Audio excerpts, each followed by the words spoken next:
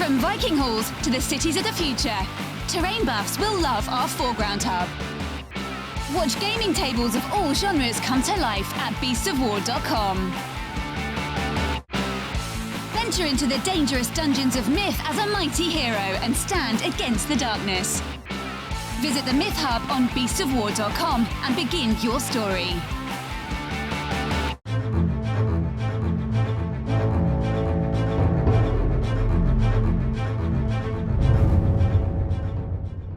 Hey guys, and welcome to this, I suppose it's an exploration of Relics, which is in beta. So Relics is in beta. We're joined by Gavin of Tor Gaming, the creator of Relics.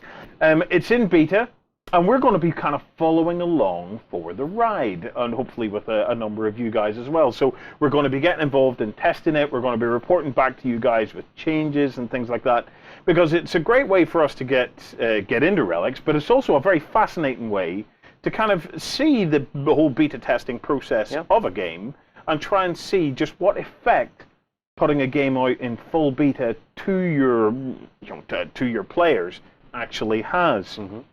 So we'd love you to participate, but at the very least we'd love you to follow along. Gav, first things first, for anybody that is interested in following along or getting involved, the rules are all available for free and all the army lists are available for free. This is dead easy for them to just go and get stuck in, yeah? Yeah, absolutely. They just need to pop along to our website, click on the download links, which is underneath the Relics header on the menu, and then download them. You know, it's we're not going to charge for the rules. Yeah. You know, it's we want people to get involved. Okie dokie. The other thing then is Gavin and Tor Gaming are very kindly. We'd said to them, look, some of you guys might be interested in picking up some small factions and things like that later on if you actually wanted to take it further. And we said, look, could you do something for the BOW guys? So they've actually set up four kind of like Beasts of War bundles, which are discounted bundles. I have them here. So we have the Britannians. Gav, do you want to talk a little bit about what's in that pack? Yeah, for the Britannian pack, you get the Britannian starter set. So you get a unit of troopers, so that's 9 of the Stitch Punk trooper dudes with muskets. You get 1 company sergeant major, and you get 6 Highlanders. Everybody loves the Highlanders. There are Stitch Punk kilt-wearing, sword-wielding nutters. Yeah. So that's a brilliant pack to start off with if you're fancying Britannians.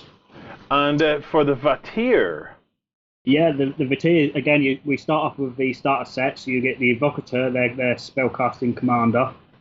You get 2 Souls, which are quite large, flamey dudes of much burniness, which is brilliant if you're fighting against the Britannians, because they're all made of straw.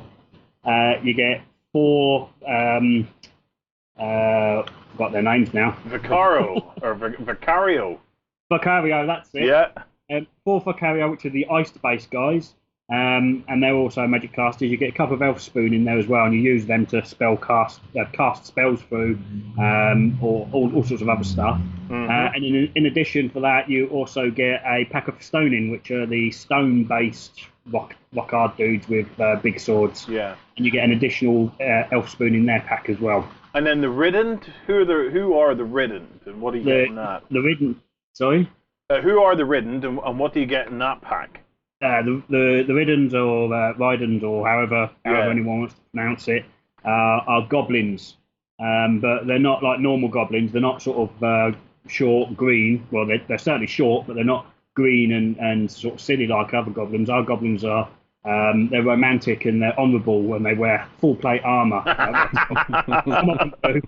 And they ride chickens into combat, or sort of not necessarily chickens, but these birds that are quite vicious. Yeah. So in that pack, you get their Baron, which is their foot commander. You get 4 mounted knights. Yeah. We get 6 archers, and then we also give in a blister pack of foot knights as well. So there's plenty of plate armored goblin loveliness going on in that pack. Lovely. And then finally we have the new M. Yeah, the new are sadomasochistic dwarfs. We love them. It's the only way I can really describe it, because their whole world is built around pain. You know, they're only happy when they're feeling pain, and you punish them by removing pain from them. So in their starter set, you get the penitentiums, which are their criminals. So they've been removed from their pain suits, so they've got chains on the end of arms. And the only way they can repent and pay for their crimes is to get in battle and to prove themselves in battle without any armor on them, whilst not suffering pain. Yeah. So they can quite often be seen slicing themselves with the chains. Mm-hmm. You've also got the Puree, which is the little girl in it. She's a caster, a nasty girl she is. And two Dedicatus, which are the big dudes in the armor. They're rather mean, really. And then in addition to that, we've given some a pack of Auxilium Equites, which are little robot things with wheels and blades on the front, and they just basically just go smashing towards the enemy and just smash into them and just hurt. Awesome. Well, look, if you guys are interested, the link is in there's a good discount on them. So if at some point you fancy picking up some models for your beta test, up until that, proxy away, use bases, use your cardboard widgets, whatever you want to do. But if you do fancy picking up something to do it, click on through. You can see the deals, you can see the discounts, and decide if it's something that you want to do. Right, Gavin, for anybody that's new to Relics, right? Now we're going to be exploring it in more detail and try and get some look at the background and stuff of the game. But can you give us kind of the elevator pitch of some of the cool aspects of Relics that might encourage them to say, yeah, do you know what, I want to have a go at that? Yeah, sure. As with most games nowadays, it's kind of a post-apocalyptic setting. So something's going on in the world that's caused mass change. And where you enter into Relics is after that change, and there's basically no good guy. Everyone's a bad guy, and the whole game's built around doubles. So in combat, when you're attacking, you're rolling a group of dice and you're looking for doubles. And the great thing about that is that even people that can't roll high can still kill things, because a double one's just as good as double six. Yeah, I've got to say now, in the gameplay that I played on Relics, I found the whole mechanic of rolling doubles incredibly satisfying. Yeah, there was just something really satisfying about it, that you were just looking through, picking out the doubles, and it just was really, really quick. Yep. It felt good, and as you say, if you're somebody that only ever rolls ones, that's great, because you just get more doubles on the ones. The best example of that was that Justin and I had Gav talking us through a little game, and I had a bunch of Highlanders that ran into a bunch of his new aim, the little pain dudes without the suits, and they just tore them apart. I was like, doubles, doubles, doubles, doubles, and it was fantastic the way things could rack up, and there's the gang up sort of rules and all. It's fantastic. A lot of the thing about it is, you could make a game as complicated as you like, and with all the different kind of bell curves and things like that there. But if you do stumble into a mechanic like this one, where the mechanic itself is just very, very satisfying, you just everything love about the doubles. I just go, oh!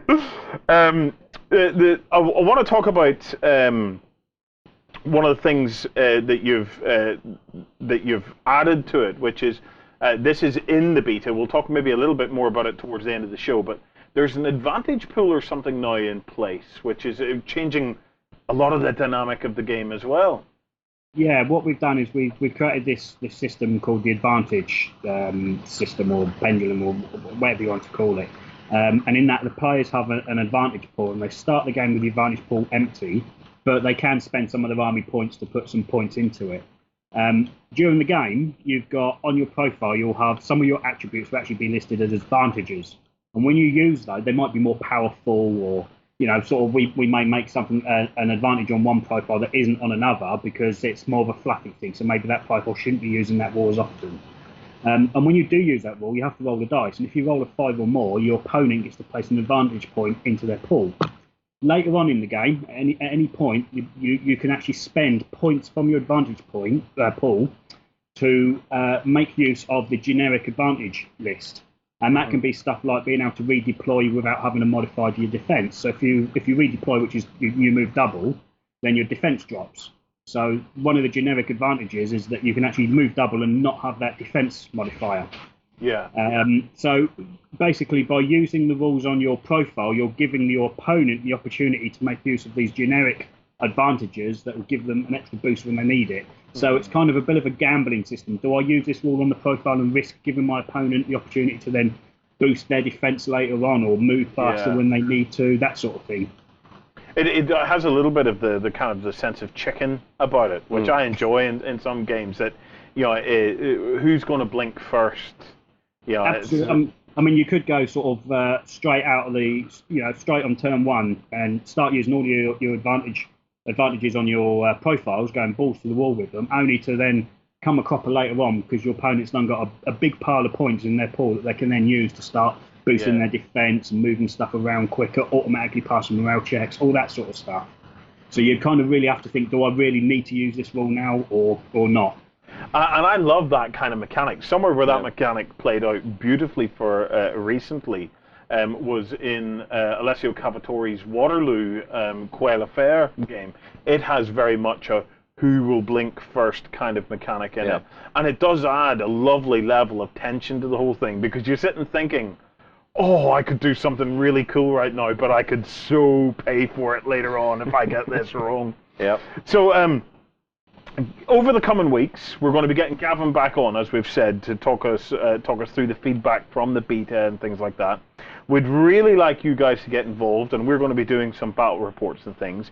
In terms of where people can get involved, well, your first port of call is get your questions and things like that into the comments on this video. Gavin will be in among that, as will we, be answering any we can. Gavin, if they want, they can head on over to the Tor Gaming website. Do you have a forum or somewhere where you'd like people to submit feedback and things like that? Well, we don't have a forum because we find it difficult to get people to actually use forums, but we do have a group on Facebook. Just search on Facebook for Tor Gaming Relics, and you'll find it. Otherwise, if you guys want, we will set up. We'll set up a group here on Beasts of War, and link into that, and bring that around. So if you guys want, post in the comments below how you would like to feedback, whether you want to just use the Facebook, or whether we use one of the groups and functionality and stuff that we have here on Beasts of War. We're happy to take your feedback on this, on whichever way you want to go. Right, Gavin, I want to talk about some of the key things that people should be watching for if they've tested it. Now, because there'll be two kind of categories of player at this stage in this kind of a beta test. There'll be those who have played the game before, so they'll be looking at these things as things that have changed. But then there'll be those of us who haven't got the opportunity to play it before, who will be looking at this stuff as, did I enjoy this or not? Kind of mechanics. So what are the key kind of areas that are being tested just at this moment in time? Okay, well, aside from the advantage pool that we've already spoke about, the combat mechanic has changed slightly. So instead of units have a defense value, instead of that modifying your attack dice, the number of dice you rolled as it did before, it's now a separate roll by itself. So essentially, if you've got like defense 5, then for every hit you take, you roll a dice, and on a 5+ you ignore one. By making that change, it means that we can actually increase the number of successes during the combat rolls. So we get more feeling of actually achieving something, even if your opponent then goes and stops it. So that's something that the existing players certainly need to get their head around, is the fact that the main combat mechanic has changed in that way. So don't forget to do the second rolls. We've also added a new shooting phase into the game. So whilst ranged combat units can still fire during their activation, there's something called aimed shot that they can now do. And the way that works is that during their activation, they can. It's essentially like an old, like the old 40k, second edition, third edition 40k Overwatch type thing. Where they basically say, I'm not going to do anything with that unit. It's going to go onto an aimed shot. But unlike Overwatch, you can't interrupt other units' activations. What actually happens is at the end of the turn, there's a aimed shot phase where all of the units that are on aimed shot all shoot simultaneously. But during that phase also, they get to use the aimed shot stat, not the snapshot stat, which is the normal shooting range. So units that have got range attacks, their aimed aim shot may actually have a longer range, or it may have more attack dice. Yeah. So that there might be a reason to do an aim shot early on in the game, because you get extended range. You can shoot the unit a bit earlier. Yeah. That sort of thing. And also, I think the other biggest change possibly is the way that Magic now works. We've sort of opened Magic up to all of the casters more. So instead of restricted, where we had like a whole list of spells, and like the lower level caster could maybe only choose spells from the top quarter of it, they can now take any of the spells they want up to their knowledge value. It's just if they take one of the more powerful spells, it's much harder for them to actually cast it during the game. Yeah. Well, the casting's still the same, but what they end up doing is using more power, should I say. So their pool of power to cast stuff is drained a lot quicker. Right. Well, guys, if you want to get involved, head on over, download the free rules and all the free army lists, see which factions you fancy, get stuck in. Let us know in the comments how, as a community, those of us that want to get involved in this, how we kind of collate our responses and feed them back to the guys over at Tor Gaming. Stay tuned, because John, Justin, and hopefully myself will be getting stuck into a couple of live blog battle reports where we're going to be giving it a go. I'm really looking forward to trying this advantage pool. I love it because Justin stresses about stuff, and this looks like a mechanic that's going to get Justin to stress. So I'm going to use this to my horrible advantage. Gavin, look, thank you for joining us, mate. We'll catch up with you again soon. Yeah. As and when there's updates to be made, we'll get Gavin on either in this show or in a weekender or something like that to feed back to us and to just kind of point us all in the right direction to say, ha, guys, can you give this element of the game a bit of a test? Right, thanks for watching. Go on over to Tor Gaming, see what you think, and post in the comments below. Fight for the Iron Kingdoms as a warcaster. Take control of the mighty jacks, arcane devices, and dark sorceries to bring the fight to the War Machine Hub on beastsofwar.com. Progress comes to a world of magic as science and the arcane combine to make marvels. Meet steampunk inventors and orc mystics at the Volsung Hub on beastsofwar.com.